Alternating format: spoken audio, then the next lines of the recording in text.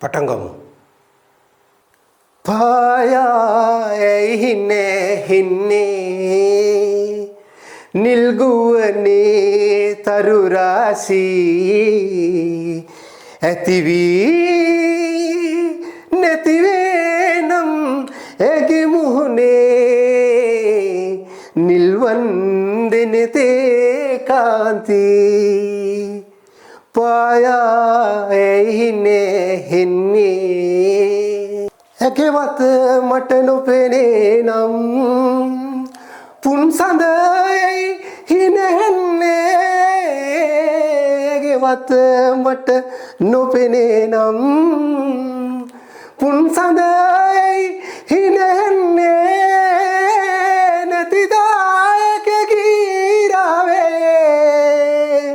කෝලනී ඇයි ගැයුවේ කෝලනී ඇයි ගැයුවේ වනේ පිපිමල් ගුමුවේ සමනල යනියයි නැටුවේ ඇති වී නැති වෙනම් ඇගේ මුහුණේ නිල්වන් දිනතේ කාන්ති පායා ඇයි හෙන්නේ. ඔව් ඔබ නැවතත් එකතු වී සිටින්නේ සුපර්ස්ටාර් සීසන් 3 සමගයි. ඔව් අපි විනිශ්චයන්දී විමසා සිටිමු මේ ගායකයාගේ ගායන කුසලතාවය ගැන.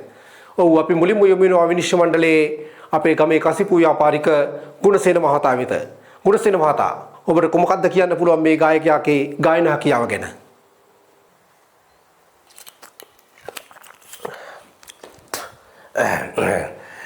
මෙහෙමයි. ඔයා යම් කිසි ගායනාවක් ඉදිරිපත් කරා. හැබැයි අපිට ඒකෙන් සෑහීමකටපත් වෙන්න බෑ.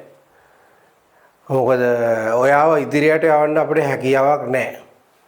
ඔයා තව ටිකක් හොඳට පුරුදු වෙලා එන්න. මොකද කියනවා නම් ගායනාවට පෙර යම් කිසි සුදුවෙන් ෂොට් එකක් දෙකක් දාගෙන තියාගත්තා නම් ඔයාගේ ගායන හැකියාව උච්ච ලෙස ලංසරට ලං වෙනවා. ඊළඟ දවසේ එනකොට ඕන අපි සුදුවෙන් කාලක් වාට ගෙනල්ලා තියන්නම් නැත්නම් අපේ පොට් එකට එන්න අපි ෂොට් දෙකක් දෙන්නම් ඔයාට. හරි ඊළඟ දවසේ අපි try කරමු. හරි.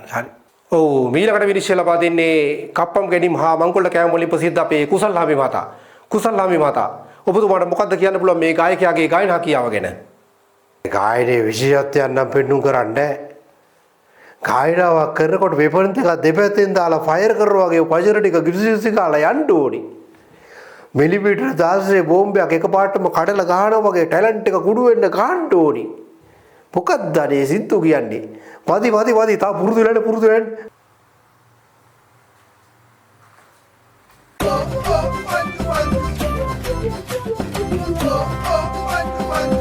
ෂෙයා කරන්න